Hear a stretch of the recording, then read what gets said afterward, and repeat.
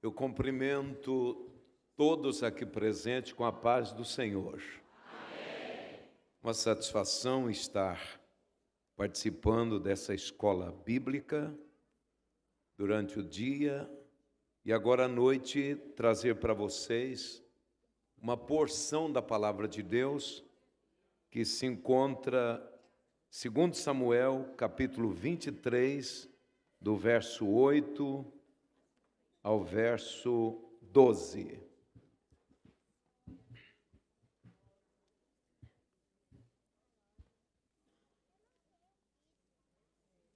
Os valentes de Davi. São estes os nomes dos valentes de Davi: Josebe, filho de Taquenone, o principal de 3. Este brandiu a sua lança contra 800 e os feriu de uma só vez. Depois dele, Eleazar, filho de Dodo, filho de Aoi, entre os 3 valentes que estava com Davi, quando desafiaram os filisteus ali reunidos para a peleja, quando já se haviam retirado os filhos de Israel. Ele se levantou e feriu os filisteus, até cansar a sua mão, e ficou pegada a espada. Naquele dia, o Senhor efetuou grande livramento, e o povo voltou para onde ele estava para tomar a sua herança. Depois dele, Samá, filho de Agé, quando os filisteus se ajuntaram em Lei, onde havia um pedaço de terra cheio de lentilhas, e o povo fugia de diante dos filisteus, pôs-se Samá no meio daquele terreno e o defendeu, e feriu os filisteus, e o Senhor realizou um grande livramento. Amém. Podeis assentar.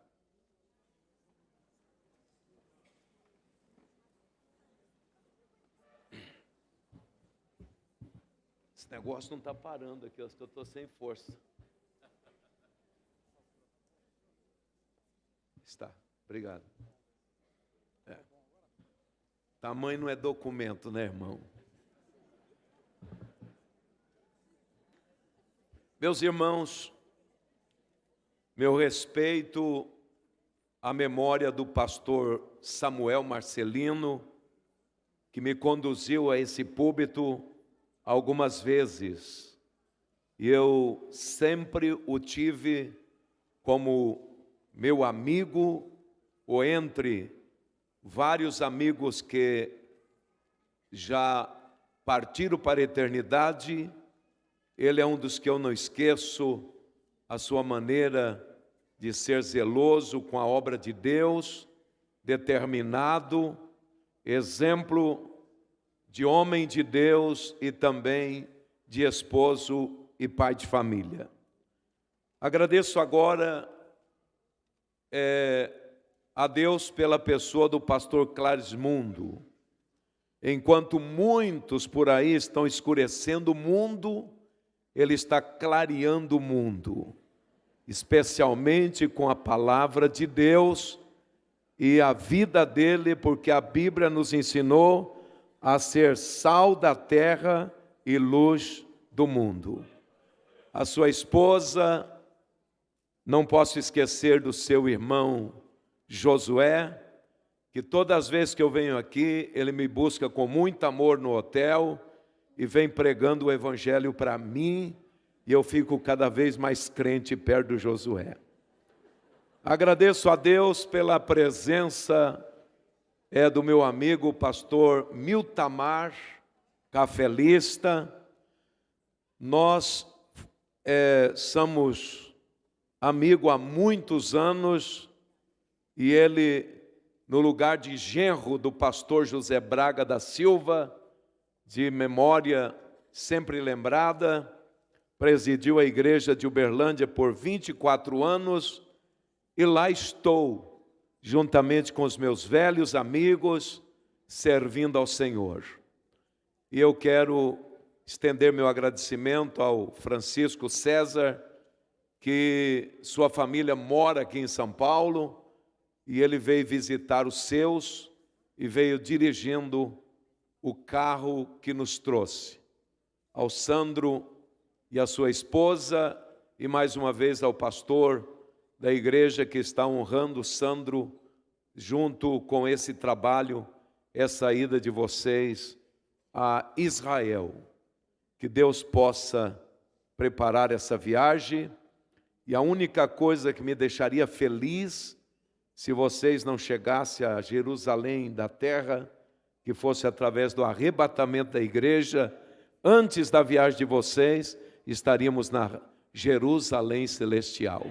Amém? A nossa irmã que adora o Senhor com tanto vigor, gostaria de ter essa força nesse tamanho de corpo. Geralmente, esta grande mulher, a sua mana, que eu conheci hoje, Deus abençoe vocês.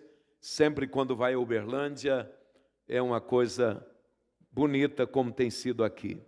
Hoje, eu quebrei a cara. Não é difícil vocês verem, porque ela já é feia por natureza. Eu pensei que eu ia continuar pregando para os obreiros.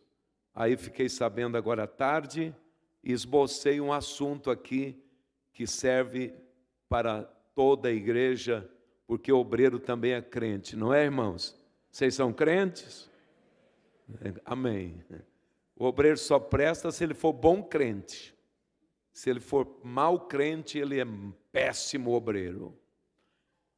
E eu li esse texto e quero ministrar para vocês uma palavra pastoral, uma palavra que Deus trouxe ao meu coração, cujo tema eu anotei nesse papelzinho.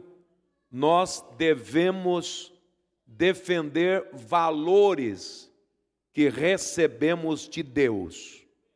Amém? É que eu aprendi nesses versículos lidos, quando esses 3 valentes de Davi guerrearam por uma causa, guerrearam por valores, e um deles guerreou tanto que a espada ficou garrada na palma da mão, ficou pregada na palma da mão. E eu acredito e conheço alguns homens que levam isso tanto ao pé da letra, que eles não soltam a Bíblia, que é a palavra de Deus, com facilidade.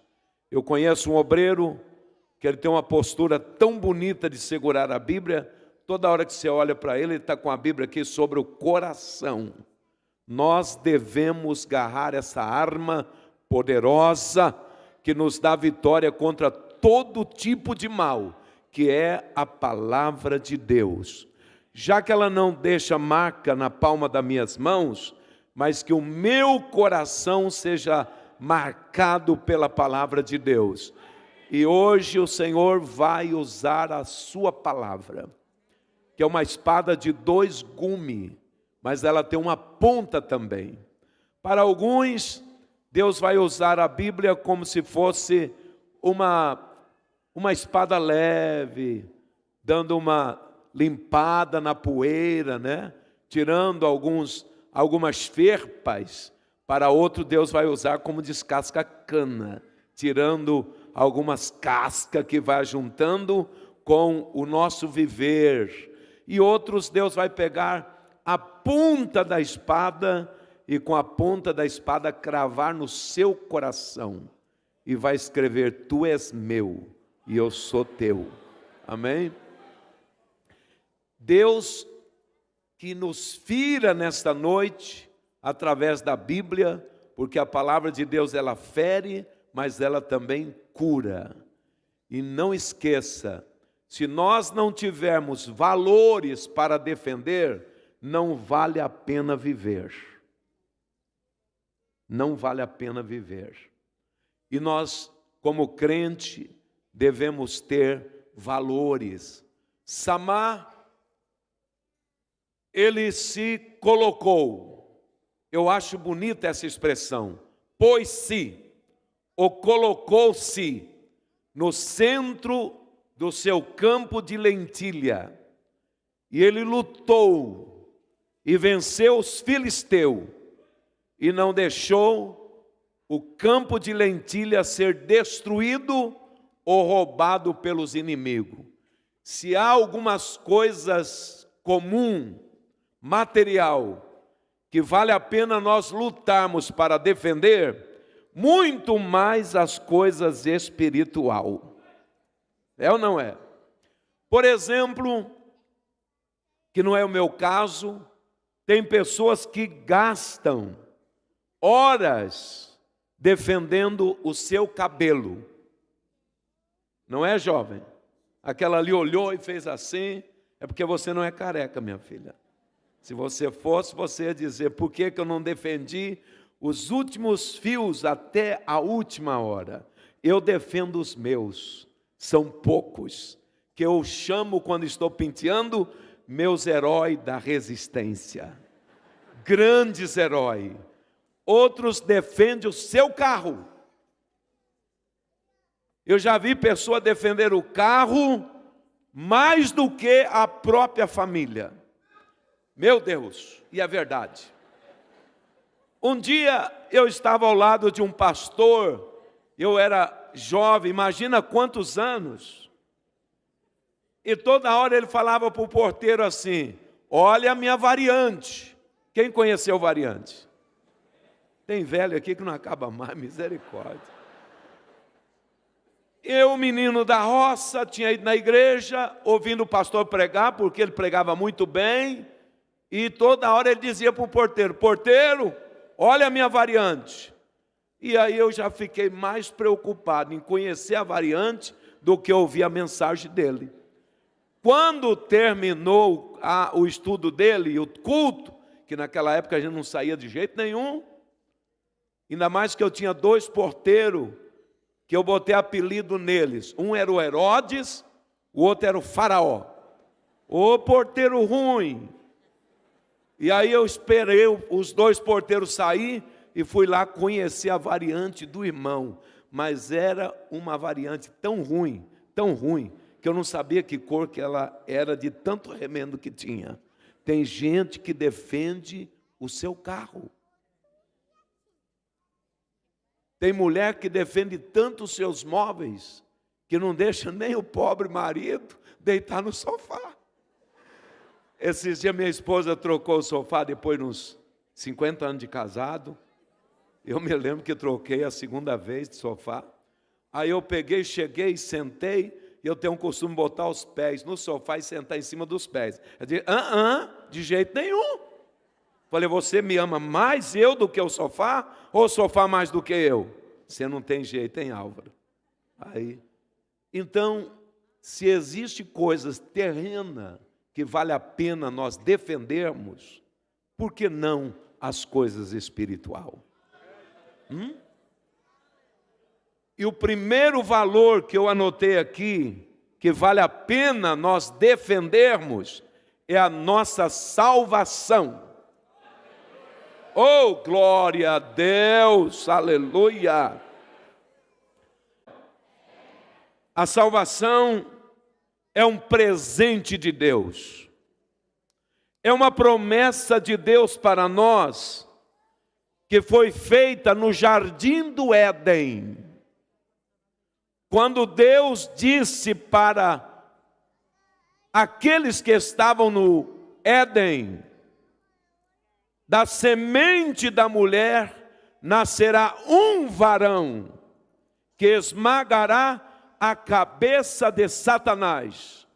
Quando o diabo enganou Eva e Adão, houve uma desvalorização do ser humano. E a morte de Jesus nos voltou a uma posição de filho de Deus. Isso é chamado salvação. Então, a salvação é um valor inquestionável.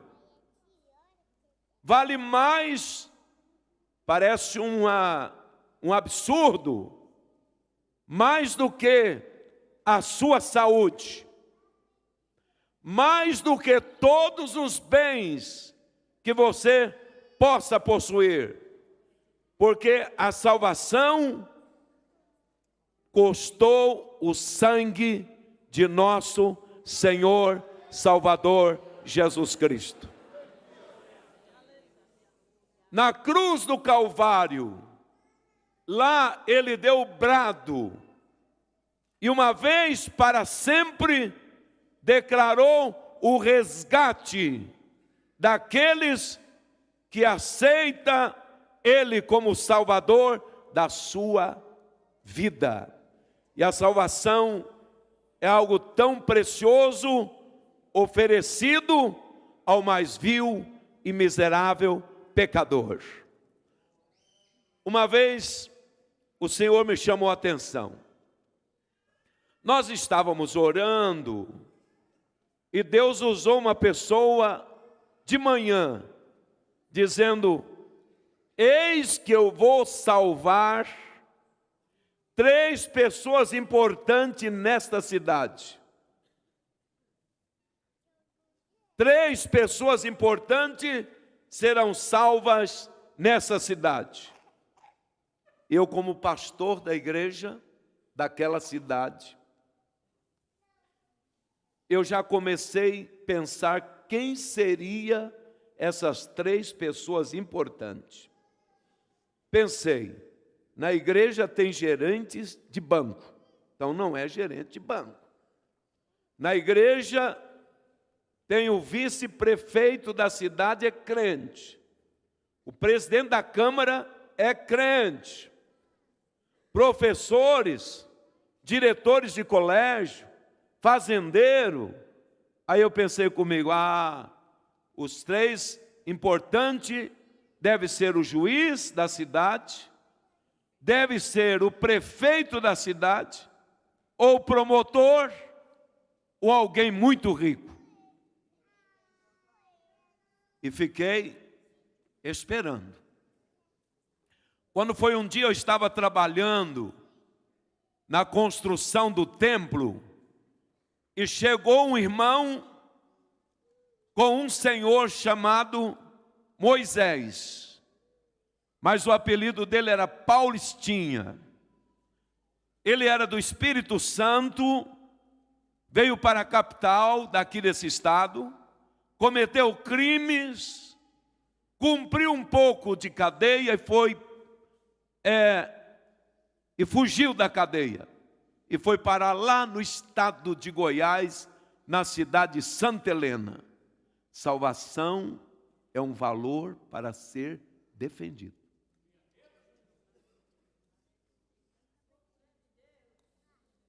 Quando nós somos salvos, a Bíblia diz que nós nascemos de novo. E o nosso nome está escrito no livro da vida. Sorri, porque o seu nome está escrito no livro da vida.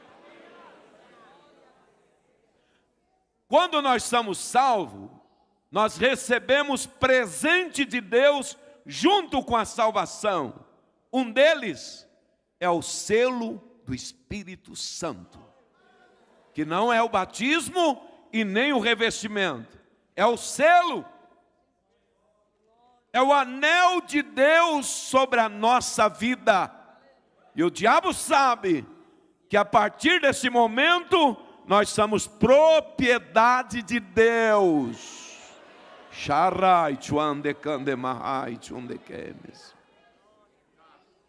E o salmista Davi diz que o valor de uma alma é caríssimo demais.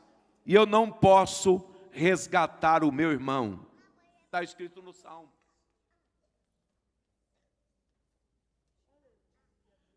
E aí o irmão me disse, esse aqui é o Moisés. Eu me assustei. Ele estava todo cortado. Eu pensei comigo, ele sofreu um acidente? Não, pastor. Esse homem, ele fica bebendo, ele bate, ele apanha, a polícia já tentou sumir com ele, não consegue, e ele estava lá no trevo da cidade. E o diabo disse assim, Moisés, que era o nome dele, volta para o centro da cidade, vai bebendo, e quebra as garrafas e se corta com ela. Depois tu chega no centro da cidade, dá um espetáculo, se suicida jogando-se debaixo de um caminhão ou de um ônibus. Porque as polícias prometeu em matá-lo e deixou ele no trevo para ele sumir para Goiânia ou para Rio Verde. Ele voltou, foi bebendo, se cortando, bebendo, se cortando. Quando ele passa na frente da casa de um irmão, que eles tinham passado horas orando, porque iam fazer evangelismo no início da noite. E um olha para o outro e diz, quem é aquele homem? Todo cortado, ferido, em sangue. Foram lá socorrê-lo, e ele disse, não me toque. Com a garrafa quebrada na mão, eu quero me suicidar. Aí um dos irmãos disse, Jesus te ama. Disse, não, ninguém me ama, mas Jesus te ama. E foram falando com ele, daí a pouquinho ele estava ajoelhado, e os dois obreiros orando sobre ele, e ele chorando. E levaram ele lá para a igreja onde eu estava trabalhando, já tinha encerrado, mas estava ali acertando com alguns irmãos. Diz, pastor Álvaro, o nosso novo irmão chamado Moisés. Agora o senhor cuida dele. Aí eu disse, meu Deus, o que eu faço com Moisés? Aí lembrei de um irmão, que ele tinha uma pequena casa junto à beira de uma represa, e falei com ele melhor, ele disse, traga ele para cá. Levei ele ficou lá 3 meses, veio de lá curado, limpo e saudável. Se batizou, perguntei para ele, o que você fazia antes? Eu cortava cabelo. Eu disse, então vamos comprar um salãozinho para você. Compramos uma cadeira, umas ferramentas. Moisés está até hoje cortando cabelo, porque foi salvo. Foi salvo. Xarabayon de candemais. Deus amou o mundo de tal maneira que deu salvação aos homens através do seu Filho Jesus. Mas eu nem imaginei, eu estava esperando, era um doutor, um juiz. Aí um dia eu fui viajar com a minha esposa, passei no outro trevo da cidade, muito sujo, Santa Helena naquela época. Me desculpa quem nasceu lá. E se tiver alguém daqui, não conta lá não. Fui pastor lá 5 para 6 anos. Tinha um homem que morava no trevo, debaixo de uma tenda, num monte de lixo. E minha esposa falou para mim assim, Álvaro, será que não tem jeito de tirar esse homem daqui? Eu respondi para ela de forma lacônica, de forma vazia, quando eu chegar de viagem, eu vou vir aqui. E fui, sabe para onde? Para onde eu sou pastor hoje. O pastor José Braga, de saudosa memória, me chamou para dar uma palavra lá e eu fui. E quando eram vários pastores, como é o caso de uma escola bíblica, eu preparei uma palavra. Mas tinha um pregador que pregou antes de mim, pregou a palavra que eu preparei. O ladrão de mensagem. Pensei comigo. Aí eu preparei uma mensagem rapidinho, assim no púlpito. Deus ama os perdidos. E fui falando que Deus ama isso, Deus ama aquilo. E quando eu preguei, e Deus ama o andarilho, e Deus ama a prostituta, Deus ama o bêbado. E sentei. Sabe quem sentou do meu lado? Já estava ali, o Espírito Santo. Você não tem vergonha de pregar isso, não? Que Deus ama isso, ama aquilo. E o homem está lá no trevo, e você está lá há 5 anos, nunca falou de Jesus para ele. Eu falei, Jesus, chegando lá, a primeira coisa que eu vou fazer. Aí no outro dia cedo eu fui embora, mas antes de eu sair encontrei 3 pastores que estavam vindo de Santa Catarina, ia para Cuiabá, resolveram passar em Santa Helena. Amanhã cedinho nós estamos lá, pastoral. Então vai. Aí eles chegaram cedo, recebi, fui almoçar com eles. Depois fui levar eles para conhecer algumas coisas, a construção. E eu esqueci do homem do trevo. Eita Deus, você não sabe, né? Aí, quando foi segunda-feira à noite, jantar numa fazenda, terça-feira, almoçar numa outra, e eles resolveram ficar para o culto. E chegou à noite o culto, a igreja lotada de pessoas, e o pregador, um dos irmãos de Santa Catarina, era o pregador. E eu estou lá, vendo a igreja cheia, coral cantando, coisa maravilhosa, salvo, salvo. Aí quando eu olho na lateral do templo, quem chegou? O homem do trevo. Aí o Senhor falou, você não foi chamá-lo? E eu trouxe ele. Ele é meu convidado. E para você saber, esse aí é o 2º homem mais importante da cidade que eu estou salvando nesta noite. Você pensou que era o juiz? É esse aí, ó. Primeiro foi o Moisés, o Paulistinho, o criminoso. Agora é esse aí, que eu não sabia direito o nome dele, depois fiquei sabendo, Dimas. Aí o Senhor disse, olha como ele vai ser recebido na porta da minha casa. Ele estava fedendo. Ele tinha o corpo curvado, porque 20 anos atrás, a família usurpou uma herança dele.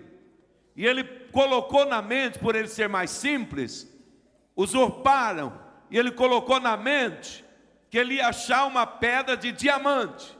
Ia ser mais rico do que toda a sua família. E a família ia ter que viver dependendo dele. E ele botou isso na mente e ficava olhando para o chão para achar a pedra de diamante. 20 anos, se curvou. Eu estou dando esse testemunho porque salvação é um valor inquestionável. E você não pode brincar com ela. Cuidado que o diabo está querendo manchar as suas vestes, que são vestes de salvação. Cuidado. Não brinca com o ímpio. Viu, jovem? Cuidado com namoro com pessoas não crentes. Não brinca com as coisas da internet, porque você é salvo, lavado, seu nome está escrito no livro da vida e você tem o selo do Espírito Santo na sua vida. E Jesus dizendo, tu és meu e eu sou teu, o teu nome está escrito na palma da minha mão. E aí o Senhor disse para mim, olha como é que os porteiros vão recebê-lo. E naquela noite estava o prefeito.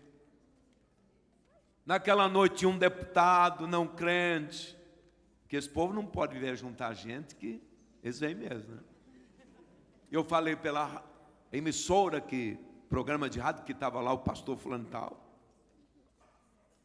Aí os porteiro chegou meio de lado assim, porque ele estava fedendo mesmo. Os pelos dele pareciam pelo de porco, os dentes todos quebrados, as unhas cheias de barro. E ninguém quis chamá-lo para dentro, porque estava meio lotado assim, e não tinha onde sentá-lo. Mas ele entrou, porque ele era convidado de Jesus. E Jesus disse para mim: tu não foi lá, eu trouxe ele. Preguiçoso. Você pregou 3 dias antes que a gente tem que amar, e você nem foi lá, só porque você recebeu 3 amigos salvos, e você esqueceu dele que estava perdido. Não demora em falar de Jesus para alguém, porque pode ser a última vez que você tem a oportunidade, ou a última vez que essa pessoa tem a oportunidade.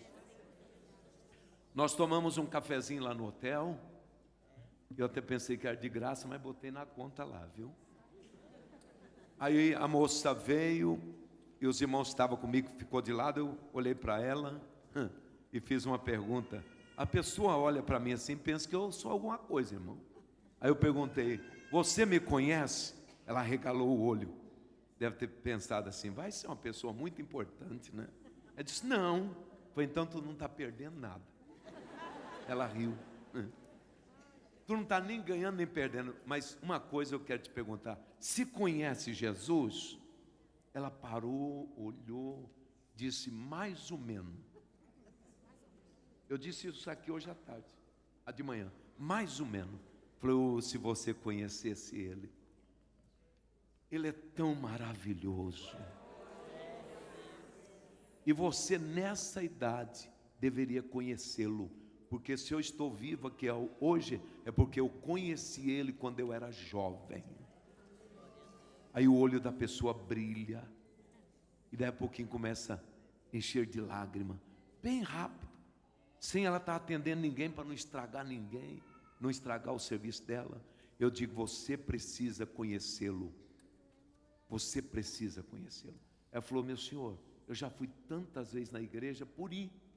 Eu nunca tive assim desejo de conhecer. Se você conhecer, você tem a Bíblia na sua casa? Tenho. Você usa a ler? Não. Começa lendo a Bíblia Sagrada. Paulo escreveu sobre ele, que ele é o nosso mediador entre eu e Deus, é Jesus Cristo. Aí nós estávamos saindo, eles estavam lá fora me esperando. Eu disse: eu quero te abençoar. O Senhor levanta o seu rosto sobre ti e te dê a paz. Ela deu um suspiro assim. Milhares de pessoas estão precisando de que a gente fale de Jesus. Ele por conta própria entrou, e quando ele chegou ao lado do banco, levantou umas 3 irmãs. Quem ia querer sentar perto dele? Estava fedendo, a latinha na mão de tomar o leite dele. Aí o pastor terminou de pregar e disse: pastor Álvaro, faça o apelo. Não, faz você. Eu estava com tanta vergonha de Jesus, que eu não quis nem fazer o apelo. Ele falou: não, faz você. Eu falei: pode fazer. Ele fez. Veio umas pessoas na frente, e ele levantou com a cabeça baixa, sério. Quando ele levantou, eu já sabia que ele era a segunda pessoa mais importante que ia ser salvo naquele dia. Com a cabeça baixa, aí o pastor terminou o apelo, falou assim: agora quem vai orar para vocês é o pastor Álvaro. Ele ama vocês. Não. O Espírito Santo dizia: não ama não. Senão tinha ido lá no trevo, não ama. Ele falou para a esposa que ia, não foi. Se entreteu com os amigos e não foi. Aí eu falei: não, irmão, o senhor mesmo pode orar. O senhor mesmo pode orar. Eu falei: Jesus, termina logo esse culto para mim sair desse vexame aqui, Jesus. Verdade. Eu pensei que fosse o juiz, promotor, prefeito da cidade, fazendeiro rico. Olha quem era a segunda pessoa. o Dimas, morador de rua. Salvação é uma intervenção divina. E só Jesus faz. Esses dias uma pessoa pegou o coração humano e mostrou assim, tá vendo? Não tem nada aqui dentro. Tudo que os crentes falam é coisa psicológica. Não. O Espírito Santo é invisível aos olhos humanos. E aí, quando o pastor estava orando, o Senhor disse assim, olha para ele, olha para o Dimas. Quando o pastor foi orando, Dimas foi levantando a cabeça e olhou para o alto. Quando ele olhou para o alto, um facho de luz atravessou a laje da galeria e brilhou sobre o rosto do Dimas. Os seus dentes amarelos, cheios e todo sujo, pedaços, pareciam ser cacos de porcelana de tanto que brilhava. O rosto sujo ficou coberto pela glória de Deus. E o Senhor diz, eis aí a minha salvação sobre este homem. Eis aí a segunda pessoa mais importante que eu salvaria nesta cidade. Eu nunca vi uma glória tão maravilhosa descer sobre um homem. É o nascer de novo. É o rosto de Deus dizendo, filho meu, eu perdoo os seus pecados e está salvo pela graça e pela morte do meu filho.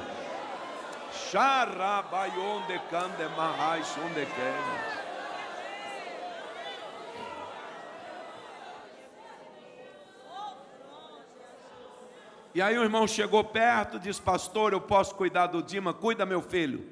No outro dia cedo, eu fiquei sabendo, esse irmão, eu tinha uma vontade que ele fosse batizado com o Espírito Santo, mas eu não posso batizar ninguém, e eu tinha vontade que ele fosse.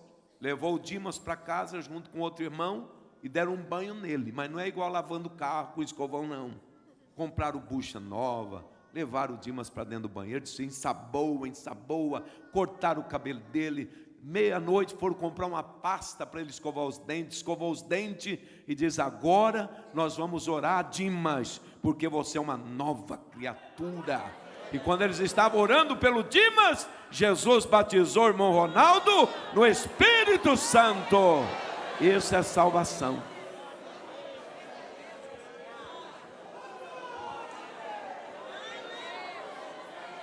Esse bem tão maravilhoso, esse valor tão valioso, muitas vezes nós estamos brincando com a salvação. E aí, me pergunta quem é o terceiro. Eu acho que o terceiro sou eu mesmo. Tu agora está salvo, porque está amando o pecador, porque eu não vi mais, então sou eu.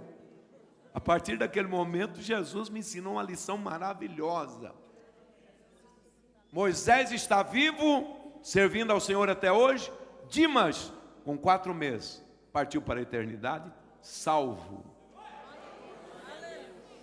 Reaprendeu a tocar acordeão, e junto com o círculo de oração ele tocava, e o círculo de oração cantava. O círculo de oração cantava e Moisés tocava, e partiu para a eternidade. Quem é salvo? Defende a sua salvação.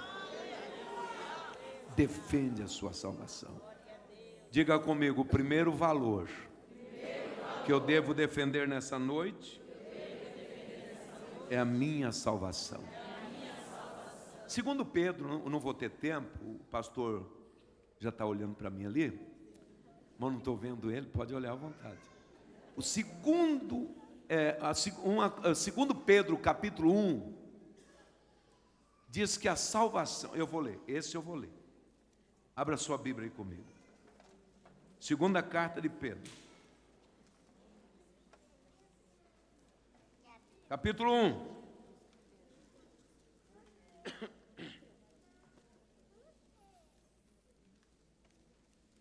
Segunda carta de Pedro, capítulo 1, no verso 10. Vamos ver se é isso. 10.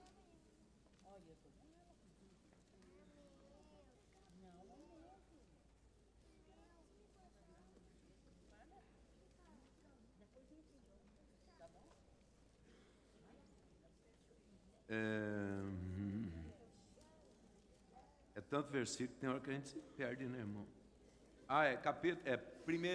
Primeira carta de Pedro, capítulo 1 e o verso 10. Foi a respeito dessa salvação que os profetas, o quê? Indagaram e inquiriram, os quais profetizaram acerca da graça a vós outros destinada, investigando atentamente qual a ocasião ou quais as circunstâncias oportunas indicadas pelo Espírito de Cristo, que neles estava, ao dar de antemão testemunho sobre os sofrimentos referente a Cristo e sobre as glórias que os seguiram. A eles foi revelado que não para si mesmo, mas para vós outros, ministravam as coisas que agora vos foram anunciadas por aqueles que, pelo Espírito Santo enviado dos céus, vos pregaram o Evangelho, coisas que os anjos anelavam prescrutar. Depois tu lê esse verso na sua casa, eu vou encerrando por aqui, mas dizendo que a salvação é algo tão divino, é algo tão eterno, planejado por Deus, realizado na cruz pelo sacrifício de Jesus e preparado pelo Espírito Santo, que é difícil nós entendermos. Os antigos profetas, eles indagaram, eles inquiriram a respeito, em Hebreus diz que eles saudaram de longe Jesus Cristo. Essa nova tão maravilhosa que os anjos desejaram anunciar, mas a eles não foram conferido, mas o Senhor conferiu a nós pregar o Evangelho para que vidas foram salvas. Salvação é algo eterno. E a mudança, se eu pudesse explicar como é que meu pai foi salvo. Meu pai era um homem mau, um espanhol que montava num cavalo e gostava de rebentar os bares. Era preso constantemente. Meu irmão mais velho teve vergonha de ver meu pai preso muitas vezes. Mas um dia ele chegou na nossa casa e tinha um homem negro pregando o Evangelho para minha mãe. Era um homem leigo, era um homem que trabalhava na roça. E Joaquim Carvalho começou a falar de Jesus e meu pai chegou da rua bêbado. E Joaquim Carvalho disse: quem tem Jesus tem tudo. Quem não tem Jesus não tem nada. Meu pai, que era um homem mau, se dobrou diante dessa frase tão simples. E ele disse assim, botando o dedo no rumo do meu pai: quem tem Jesus começa do nada e foi rodando, e diz a vida dele não tem mais fim. Mas quem não tem Jesus começa de alguma coisa e termina em nada. E aí meu pai aceitou Jesus. Nós não tínhamos aonde sentar, Todo mundo tinha fogão elétrico, de gás, nós não tínhamos. Todo mundo tinha panela de pressão. Eu era menino e ficava espantado quando eu passava na frente de uma casa e tinha aquele barulho. E eu corria para ver, dizer para minha mãe, tem um negócio lá fazendo. É panela de pressão, meu filho. Jesus salvou meu pai. Lá em Caná da Galileia, ele transformou água em vinho.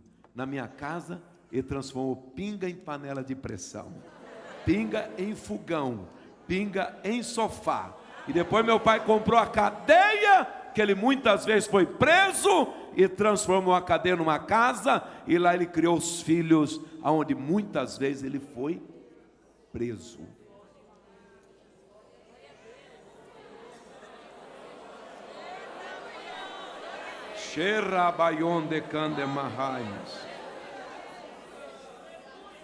Diga comigo, o segundo valor que eu tenho que defender é a minha família. Defender, assim como uma fera defende os seus filhotes, nós devemos defender a nossa família. Sabe por quê, jovem? Todo plano de Deus para a humanidade começa-se dentro de uma família. Todos, leia a Bíblia. Deus ama a família. E sabe como é que você deve amar, defender sua família, meu jovem? Amando os vossos pais. E sabe, pais, como nós devemos defender a nossa família? Sendo exemplo dos nossos filhos. Não tem nada que defende uma família mais do que o seu exemplo.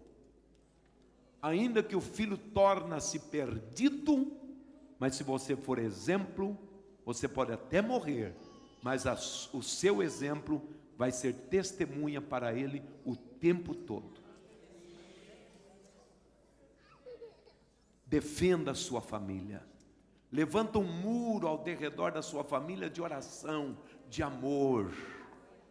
Eu amo a minha família e isso não me isenta de ter alguns deles, filhos e netos, que eu já tenho 6, de se perder. Mas eu vou continuar amando. Cada vez que você cria um problema com a sua esposa, você está abrindo, obreiro, uma brecha para apodrecer a sua família. Cada vez que você ofende o seu pai, sua mãe, deixa de amar filhos, vocês estão trazendo para si maldições. Ame os vossos pais. Eu fui criado na igreja batista e tinha uma moça que ela tinha vergonha do papai e da mamãe. Ela fazia questão de descer do ônibus em frente de casas bonita, para não dizer que ela morava numa casa simples. E o papai e a mamãe eram pessoas tão fiel a Deus. Ela tinha vergonha da mãe porque trazia marcas no corpo, sem saber que aquelas marcas ela adquiriu de tanto trabalhar em serviço pesado para dar à filha estudos. Então ame os vossos pais, compreenda os vossos pais. Marido, ame as vossas mulheres. Cada um tem uma e tem a que merece. Ah, mas eu podia merecer uma assim. Não, é ela mesma. Viu, marido? Viu, irmã? Você tem um marido e é esse que você merece. É verdade, né? Você agora disse aleluia, né?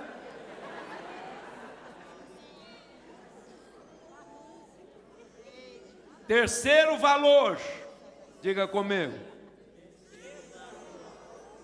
Terceiro valor que eu devo defender é meu nome. Aleluia mesmo. Que o nome, irmão, O meu papai faleceu já tem mais de 20 anos. Meus avós, mais de 60 anos. Já não tem mais nada do corpo deles. Mas lá em cima da sepultura está o nome deles. O seu nome é mais do que o seu corpo.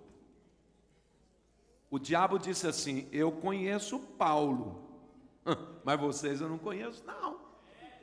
O nome é tão importante na vida da pessoa. Pode ser irmã fulano, irmão... Não vou falar, porque de repente eu falo, tem alguém aqui com esse nome.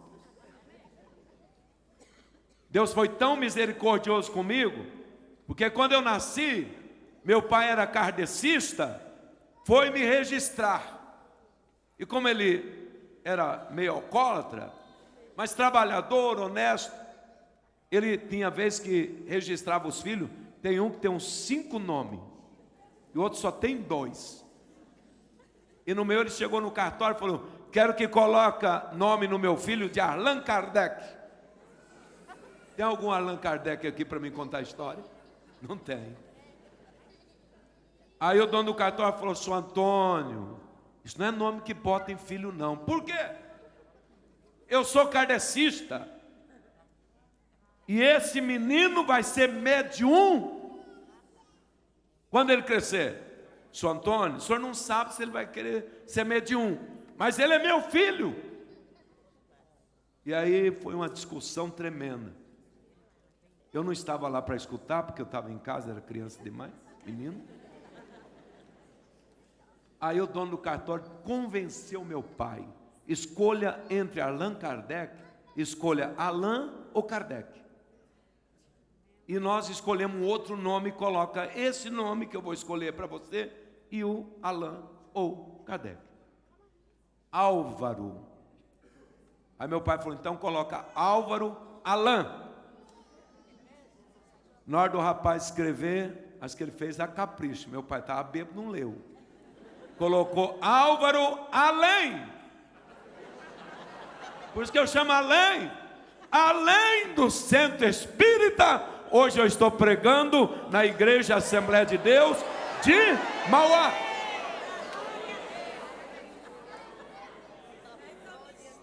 Creve. Apesar que o pessoal erra o meu nome, irmão.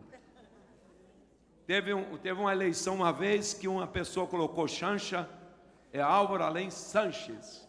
Colocou Chancha, Xuxa, Chuchu, e um colocou Xixi. Álvaro Além Xixi. Outro chama Álvaro Alerc. Deixa, não tem problema. Mas meu nome é Álvaro Além Sanches. Esse nome eu tenho que zelar dele.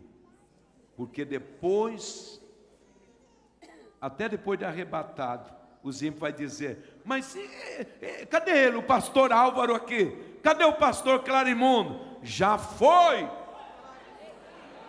no arrebatamento. Zela do seu nome. Como eu zelo do nome, obreiro?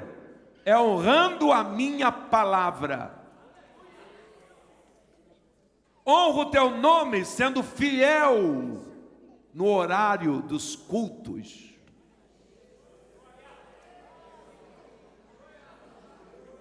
Aleluia. Senão você vai ser chamado o atrasão. Defenda o seu nome pagando o que você deve. Senão você vai receber o nome de embrulhão. Seja gentil, senão vão trocar o seu nome para brutão. Zela do teu nome. E vou encerrar. Diga comigo. O quarto valor que eu devo defender é o meu ministério. Ah, coisa maravilhosa. Eu quero encerrar dizendo, minha querida irmã, eu escrevi aqui: agarre o que Deus lhe deu como um pitbull. Se você canta, é um ministério. Viu, irmã?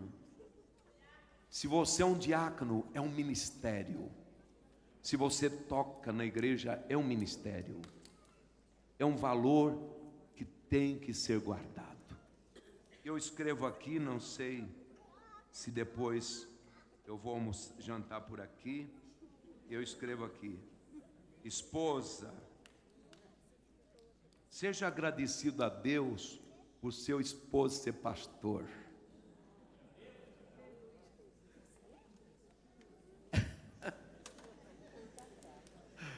De vez em quando uma irmã chega: pastor, não aguento mais meu marido, ele não para em casa. Tem muitas mulheres que gostariam de ter o esposo como pastor, como você tem. Gostaria de ter um esposo como diácono, como você tem. E você não valoriza ele. O coitadinho chega do culto, você não vai lá nem abrir a porta para ele. Quem sabe que se fosse um bebum, você teria que abrir, senão quebrava a porta.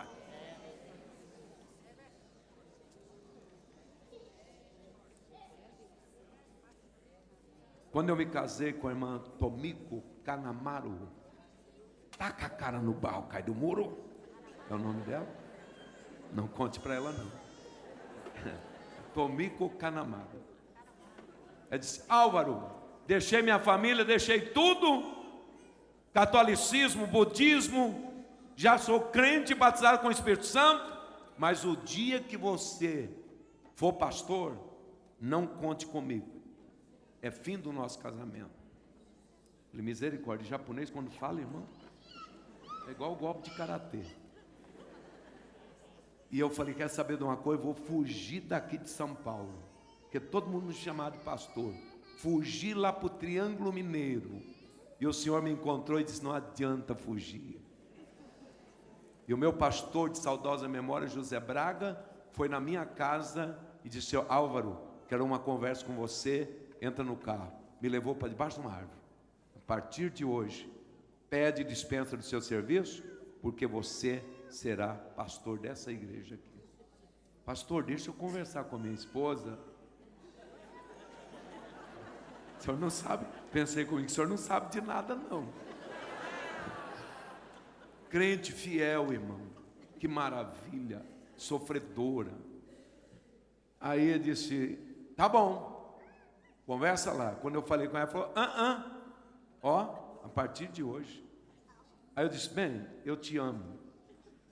Abre o seu olho. Mas como? Japonesa? Olha que pastorão que eu vou virar. Nem está acabado nosso casamento. Sério? Falei: bem, o que foi? Falei: não dou conta de ser. Eu sofri demais com seu pai e sua mãe, que a casa deles era cheia de pastores. Não dá, meu filho, não dá. Eu falei: então você vê onde você quer morar? Eu não vou largar de você. Eu vou te dar tudo, mas não posso correr de Deus. Até onde eu vou correr de Deus? Vamos fazer um combinado aqui? Vamos. Nós vamos orar 3 dias. Deus vai falar com você. E oramos 3 dias. Ela chorando disse: o Senhor falou comigo, pode aceitar o pastorado. E tem 43 anos que eu sou pastor. 43 anos e a japonesinha está lá. Tem dia que ela falava: não dá para melhorar assim, ficar mais quieto um pouquinho? Você já está com 70, pastor Álvaro. E bem, você que pensa que eu estou com 70? E tem hora que eu chego feito um gatinho em casa, miando, cansado. Aí ela faz um peixinho para mim. Aí eu viro um leão. Amanhã eu vou fazer isso, amanhã eu vou fazer aquilo, amanhã eu vou. Eita! Valoriza o ministério que Deus deu para você através do seu esposo. Porque ter o privilégio de fazer parte do ministério, irmão, apesar de estarem vulgarizando e consagrando o pastor de qualquer maneira, e vendendo diploma por aí de pastor, Mas ainda há homens sérios que foram chamados por Deus e escolhidos antes de nascer. E alguns lá no mundo, o Senhor o chamou e colocou como ministro, profeta, pregador da palavra de Deus. Amém? Qual é o primeiro valor que eu tenho que defender? O segundo valor? Terceiro valor? Quarto valor? Ministério.